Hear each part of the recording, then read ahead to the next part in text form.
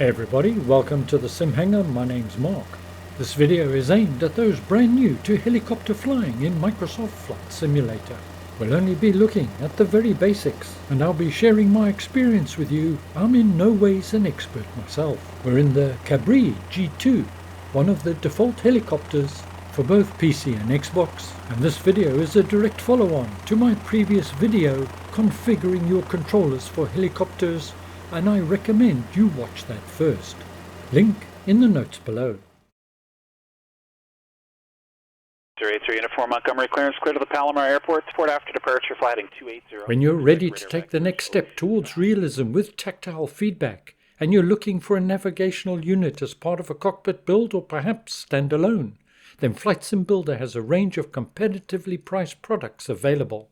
Their products are replicas of the real product, and I can personally attest to their quality. And why? Because I use them myself. Want more information? Well, check out my videos, links in the notes below. Want to see the full range? Well, visit Flight Sim Builder direct. When you take your first steps in learning how to fly a helicopter, choose an aircraft that's relatively straightforward and easy to handle. The Cabri G2 falls into that category, as does the Gottfriend's Mini 500. Slightly more complex but relatively well behaved is the default Bell 407. But try and avoid the more complex aircraft, particularly those that have a high degree of automation, as they handle very differently. The High Performance Group's H-160 is a magnificent helicopter, but not ideal for your first flight. To my mind, there's one golden rule for helicopter flying, and that's little and often. Small inputs into your controls have a big impact on your flight.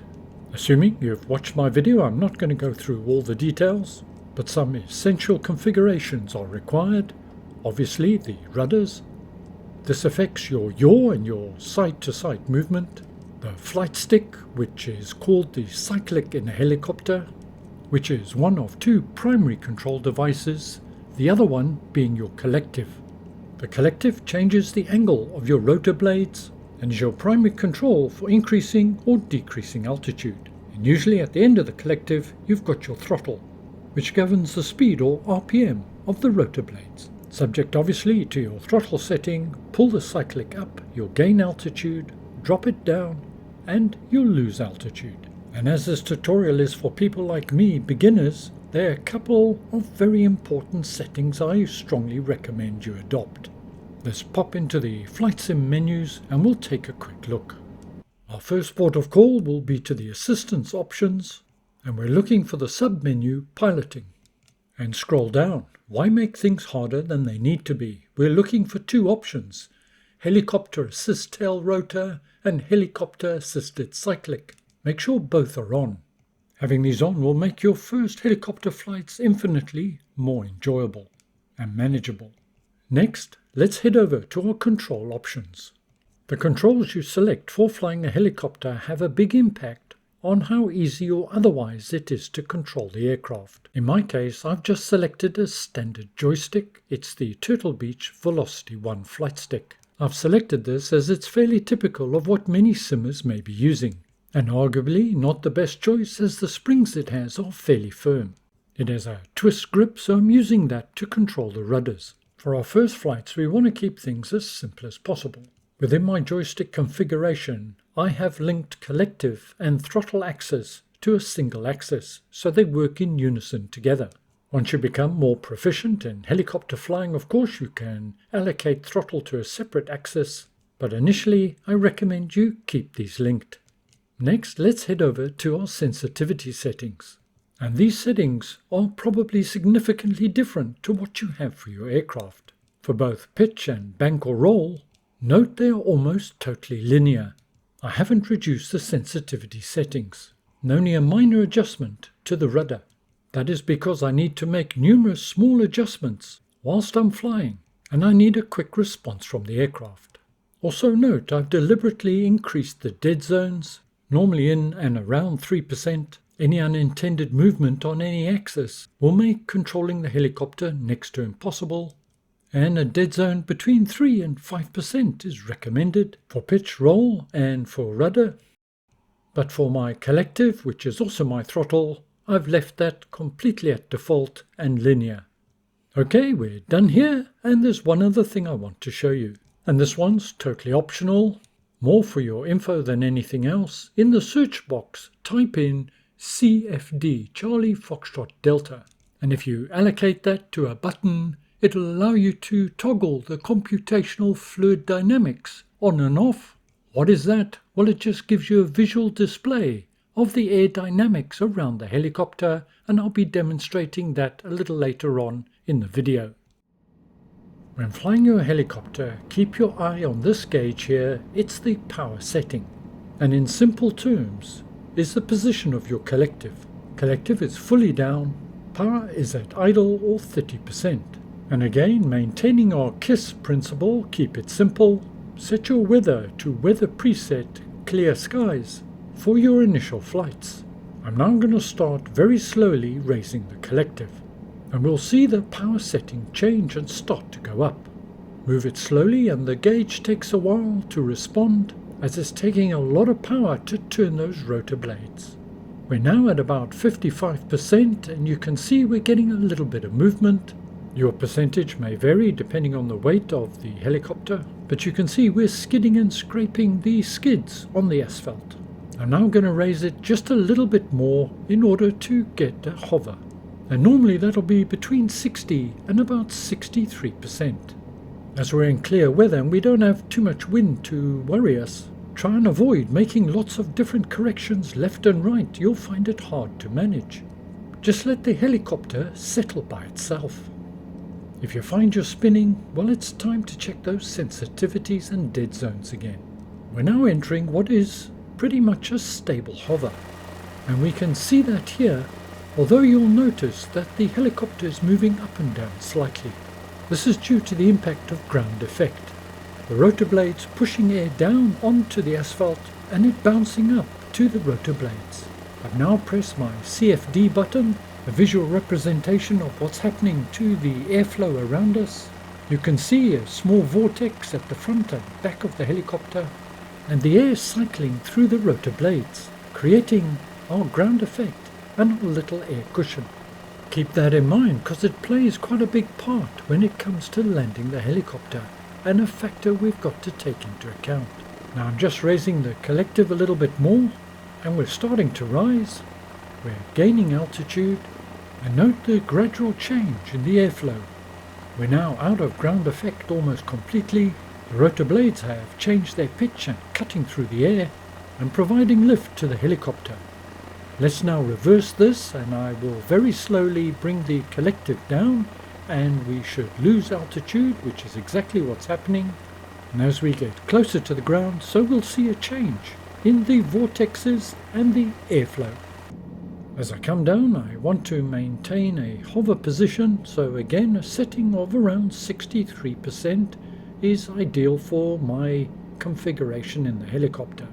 Once again, I'm sitting on that cushion of air.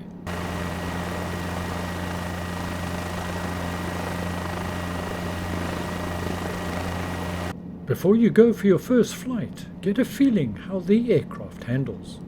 I'm in a stable hover. I've got my hands off the controls, but just pressing my left rudder pedal. I'm not pushing it to the floor, it'll make the helicopter spin.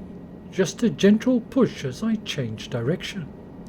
The slower you turn, the more stable it'll be. This is probably just about as fast as you dare turn. As you practice, you'll get the hang of it. Small changes on the collective can have a fair impact on the aircraft and its altitude, so another good practice is just attempt to touch down on the ground by lowering the collective just a few percentage points and then returning back to a stable hover just half a meter or so off the ground. Power is currently at 63%. I'm now going to reduce that down to 57%, now 54%. Now I'm touching down, now reducing power considerably, all the way back to idle, and then slowly and gradually increase the collective once again to return once again to a stable hover. Try and stay within about a meter of the ground thereabouts. Once again, don't fight the helicopter's movement. we haven't got wind as a major factor, we can let the aircraft settle by itself. Now that we've got this mastered, we can practice a taxi. And we do this just by gently pushing forward on the cyclic, effectively pushing the nose down slightly. We're not touching the collective at all. We don't want to go too fast or we'll get transitional lift. And we can slow down by simply raising the nose of the helicopter, pitch it up, and it'll reduce speed accordingly. But you're not pulling back hard on the cyclic. This will effectively put you on your tail. You're just doing it slowly and gradually, then letting it ease forward again to maintain forward momentum. We're now on the runway and we're just going to move forward to these threshold markers in front of us, and once again we're going to get ourselves into a hover and practice one other move before we actually go for a flight. Remember, from stable hover right the way through to this point I haven't touched the collective at all. I've simply used pitch to control the aircraft. This is about where I want to be, so I'm going to raise the nose and enter into a hover. And now what I'm going to do is I'm just going to push the cyclic a little bit to the right. And we can make the helicopter slide to the right. Again, slowly and gradually. We can now slow and stop our slide to the right by pressing our cyclic slightly to the left. And we can now slide to the left. Let's just quickly recenter ourselves because it's time for us to depart. That's not exactly central, but I think that's going to be good enough. Now we are fairly close to the ground. I'm just going to raise the helicopter just a little bit, just a few percentage on the power, and that will raise us up, and that will be more than enough for takeoff because I'm going to use the benefits of transitional lift for our departure. Power now at 63%, that should be plenty. Using the cyclic, I'm just going to push the nose forward slightly so I start moving just as we did for taxi. But this time I'm going to keep a little bit of forward pressure even as I gain speed. And on our dashboard at the bottom right you can see a speedometer. You'll see that start to register speed just now. We're going to be looking for something in the region of 35 or 40 knots in order to depart. And what is happening with the forward momentum as I gain speed? Well, the rotors in effect are acting as a wing. And as the airflow increases, well, it provides lift. I'm countering that lift with pitch down, resulting in an increase in speed. And as you can see now, we've just crept above 40 knots. That's a safe speed. We can now gain altitude. And as we gain altitude, I don't want the power to drop off, so I will add a little bit more collective. Remember, that's throttle as well. We're already coming up on 60 knots and coming up on something close to 200 feet above the runway. Pulling the collective up very slowly, very carefully. I've got positive rate of climb. And I'm using the rudders to keep me straight and aligned. Keep your eye on the power setting. You want to keep it well away from the red zone. And again, depending on your configuration, at about 75%, this helicopter will cruise very comfortably at between 80 and 100 knots. I'm having to maintain forward pressure on the cyclic. Look what happens when I let go. The nose jumps up in the air, and my climb rate's nearly 1,000 feet per minute. To maintain that forward pressure on the cyclic, well, that's pretty tiring on the hands, and this is where trim becomes very essential. And I'm now trimming nose down, so I can maintain an acceptable speed, rate of climb, and give my hand a rest on the cyclic. I note the flight's a little bit uncoordinated at this time, but we'll ignore that for now. We're just dealing with the basics. I've now trimmed down, coming up on 80 knots and just past 2,500 feet. Think I'll just climb just a little bit more and we're just about ready for cruise. And my power settings in and around 70%, which is, well, it's fine. I've hit the CFD button again and we can see the very different airflow over the rotor blades, and we can see, yeah, it's operating exactly as a wing whilst providing power at the same time. practice, practice and more practice is the only way to get a grip and a handle on flying a helicopter. It's not easy and requires a fair degree of coordination. And as I mentioned earlier, I'm certainly no expert, but hopefully the contents in this video will get you up in the air with a measure of control. There are numerous very good tutorial videos on YouTube that more closely resemble real-world flying in a helicopter, which will help refine your skills even further. Lovely sunny day today in Australia. We've almost completed our tour. That's the runway there. So on the cyclist, apply right pressure for us to straighten up. Let's head towards the airport and practice the most difficult thing about flying a helicopter, and that's, yep, you guessed it, the landing. So how do you descend in a helicopter? Well, you use your collective to control your rate of descent and your pitch to control your airspeed. And each of those factors is dependent on the other in terms of the behavior of the aircraft during a descent. I've adjusted my collective to get a descent of about 500 feet per minute, whilst raising my nose slightly to reduce speed, and I'm using my trim initially to do that. Now reset all my trims to neutral before landing. I've configured a button on my joystick to do that. I'm a little high, so I've pulled the collective all the way down to increase my rate of descent. I've slowed from 80 to 60 knots, but now the threshold is fairly close, so I'm going to slow down even further, with the aim of crossing the threshold at in and around 40 knots, maybe a little bit less. The most critical factor here is to maintain forward momentum. Our power setting is relatively low. If we lose that forward momentum, we could enter what they call a vortex, and we could lose our lift very quickly indeed. Now on 40 knots, I don't want to get too much slower than this. The slower you get, the more sloppy she is in terms of responding to the controls. Now 35 knots, I think that's slow enough. Altitude looks about right. Now there's a number of different ways that you can do a landing. You can come in and get into a hover and then taxi to an allocated parking spot.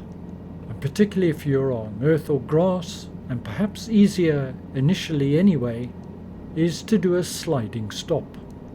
You may lose a little bit of paint that way, but at least you'll walk away. Some scenery anomaly here with the runway, seems to be a dip or something. Perhaps it's an optical illusion. I'm now increasing the collective and pulling the nose up. What I'm trying to demonstrate here is coming to a hover and then a gentle touchdown. I'm looking for that air cushion we talked about earlier. This is not a normal landing that you would do if coming in on a runway, but demonstrates landing on a particular point. Come on, get down. Oh, I'm down. I must say it's one of my better landings, to be honest. Adding a bit of collective now, we can start to taxi along the runway and select a place that's suitable for parking. A hover and touchdown can be difficult to master initially. You may prefer to slide in. There's an aircraft up ahead that's spinning on its head by the look of it, and I'll now attempt to demonstrate the alternative landing method, and that is maintaining some forward momentum whilst doing your landing. We'll just gain a little bit of height here initially, increase our speed. We're currently doing something around 10 knots. Now maintaining a little bit of forward pressure on the stick, lowering the collective, and then just before I touch down, I'll just raise the nose slightly, and literally a short skid to landing. It's all a balancing act between the collective and the forward pitch. And we're down. Not the prettiest, but it'll do. Well, that brings me to the end of my somewhat limited tutorial. Thank you very much for joining me today. I want to stress again, I'm no expert in terms of helicopter flying. I've never actually flown a helicopter in my life. These tips and tricks and suggestions are from watching other videos and my own personal experimentation whilst I've been learning to fly the helicopters. But nonetheless, I hope you find some of it useful. As always, thank you very much for climbing on board today. Stay well, look after yourselves. I hope to see you again soon, and bye for now.